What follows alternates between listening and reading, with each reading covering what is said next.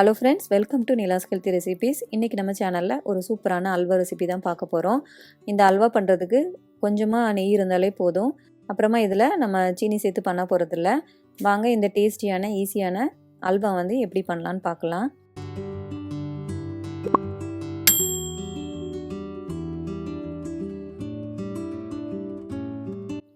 நான் வந்து இன்னைக்கு தர்பூசணியோட தோல் எடுத்திருக்கேன் அல்வா பண்றதுக்கு.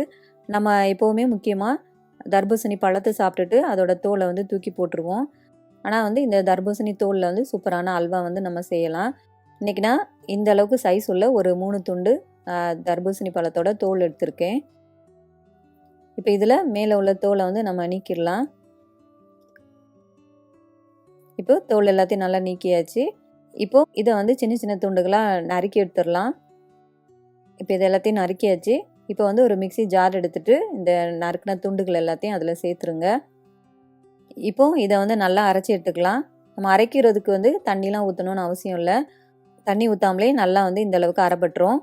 இப்போ இதில் 250 ml அளவுள்ள கப்பில் வந்து நான் இன்றைக்கி 2 கப் அளவுக்கு தர்பூசணி பழம் எடுத்திருக்கேன். இப்போ இதே வந்து நல்லா அரைச்சி எடுத்துடலாம். நம்ம தர்பூசணியோட பழமும் சேர்த்து பண்ணும்போது நம்ம இதுக்கான இனிப்பு வந்து கொஞ்சம் கம்மியாக சேர்த்தா போதும்.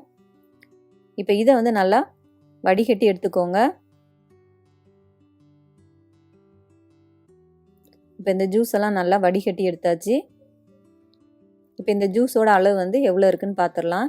நான் வந்து இதுக்கு 250 ml கப்பு தான் எடுத்திருக்கேன். இந்த 250 ml கப்பில் வந்து 1.25 கப் அளவுக்கு இந்த ஜூஸ் வந்து இருக்குது. இப்போ இதில் 1 கப் அளவுக்கு, அதாவது 250 ml அளவுக்கு வந்து தேங்காய் பால் சேர்த்துக்கோங்க. தேங்காய் பால் சேர்த்து பண்ணும்போது அல்வா இன்னும் நல்லா டேஸ்ட்டாக இருக்கும். இப்போ இதில் 4 டேபிள் ஸ்பூன் அளவுக்கு சோள மாவு எடுத்துக்கோங்க. சப்போஸ் உங்ககிட்ட சோள மாவு இல்லைன்னா அதே அளவுக்கு வந்து அரிசி மாவு எடுத்துக்கலாம். இப்போ இதை வந்து நல்லா கட்டிகள் இல்லாமல் கலந்து விட்டுக்கோங்க. இப்போ இதை வந்து நல்லா கலந்தாச்சு. இப்போ இது இருக்கட்டும். இப்போ ஒரு அடிக்கனமான இரும்பு கடாய் எடுத்துக்கோங்க. இதில் வந்து 1 டேபிள் ஸ்பூன் அளவுக்கு நெய் சேர்த்துக்கலாம். நெய் வந்து நல்லா சூடாகட்டும். நம்ம இந்த மாதிரி ஸ்வீட்லாம் செய்யும்போது நம்ம வந்து நான்ஸ்டிக் பாத்திரம் பயன்படுத்துகிறத விட இந்த மாதிரி இரும்பு பாத்திரம் பயன்படுத்தினீங்கன்னா உடம்புக்கும் ரொம்ப நல்லது. நம்ம நான்ஸ்டிக் பாத்திரத்தில் சமைச்சோன்னா நம்ம கரண்டிலாம் போட்டு கிண்டும்போது அதோட கூட்டிங்லாம் வெளியில் வந்து நம்ம சாப்பாடோட அதுவும் வந்து கலந்துரும். அது வந்து நம்ம உடம்புக்கு வந்து நல்லதே கிடையாது. அதனால் முடிஞ்ச அளவுக்கு நான்ஸ்டிக் பாத்திரத்தை வந்து பயன்படுத்தாதீங்க. நம்ம இரும்பு பாத்திரம் வந்து இயற்கையாகவே இந்த ஸ்வீட்லாம் பண்ணும்போது நல்லா ஒட்டாமலே வரும். அதனால் முடிஞ்ச அளவுக்கு இரும்பு பாத்திரங்கள் பயன்படுத்திக்கோங்க. இப்போ நெய் வந்து நல்லா சூடாயிருச்சு. இப்போ இதில் 4 டீஸ்பூன் அளவுக்கு முந்திரி பருப்பு சேர்த்துக்கோங்க. இப்போ இதை வந்து நல்லா பொன்னிறமாக வர வரைக்கும் வறுத்து எடுத்துக்கலாம்.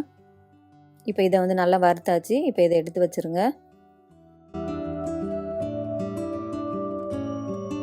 இப்போ இதே கடாயில் நம்ம வடிகட்டி வச்சுருக்கிற ஜூஸை வந்து ஊற்றிடலாம். ஊற்றுறதுக்கு முன்னாடி இந்த மாதிரி நல்லா ஒரு தடவை கலந்து விட்டுட்டு அதுக்கப்புறமா ஊற்றுங்க. இல்லைன்னா அந்த சோள மாவு வந்து அடியிலே தங்கிக்கும். அதனால ஒரு தடவை நல்லா கலந்து விட்டுட்டு இதை வந்து கடாயில் ஊற்றிக்கலாம். இப்போ இது கூட ஒரு 350 கிராம் அளவுக்கு சர்க்கரை சேர்த்துருக்கேன். உங்களுக்கு ரொம்ப நல்ல இனிப்பு வேணும்னா 400 கிராம் அளவுக்கு சர்க்கரை சேர்த்துக்கோங்க. இப்போ இதை வந்து நல்லா கலந்து விட்டுடலாம். நீங்கள் வந்து சர்க்கரைக்கு பதிலாக கருப்பட்டி கூட போட்டு பண்ணலாம், ரொம்ப நல்லாயிருக்கும். ஆனால் கண்டிப்பாக வந்து சீனி மட்டும் போட்டு பண்ணாதீங்க. நம்ம சீனி போட்டு பண்ணணுன்னா அதுக்கு வந்து இந்த அல்வா வந்து செய்யாமலே இருந்துடலாம். ஏன்னா சீனி வந்து உடம்புக்கு நல்லதே கிடையாது. அதனால் சர்க்கரை அல்லது கருப்பட்டி போட்டு இந்த அல்வா வந்து செய்யுங்க. இப்போ இது வந்து ஒரு 15 நிமிஷம் ஆயிடுச்சு. நல்லா கட்டியாக ஆரம்பிச்சிருச்சு. நம்ம இந்த மாதிரி அல்வாலாம் செய்ய ஆரம்பிக்கும்போது வேறு எந்த வேலையும் இல்லாமல் பார்த்துக்கோங்க.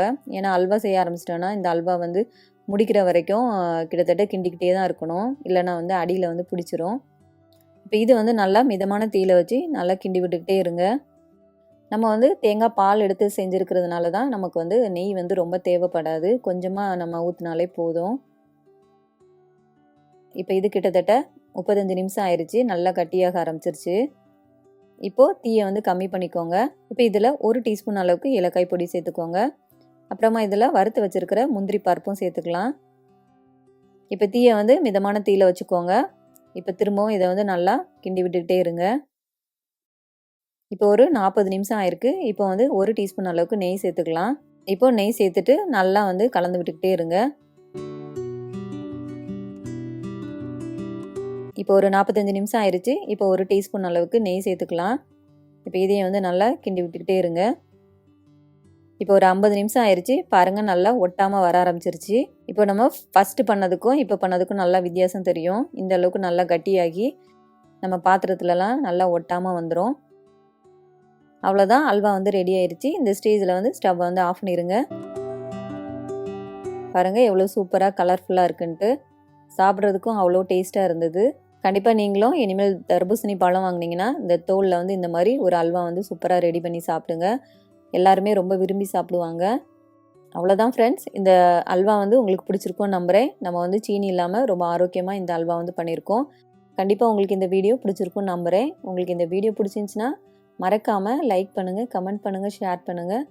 முக்கியமாக மைதா இல்லாத சீனி இல்லாத ரெசிபீஸ் பார்க்கணுன்னா என்னோட நிலாஸ் ஹெல்த்தி ரெசிபீஸ் சேனலுக்கு சப்ஸ்கிரைப் பண்ணிக்கோங்க.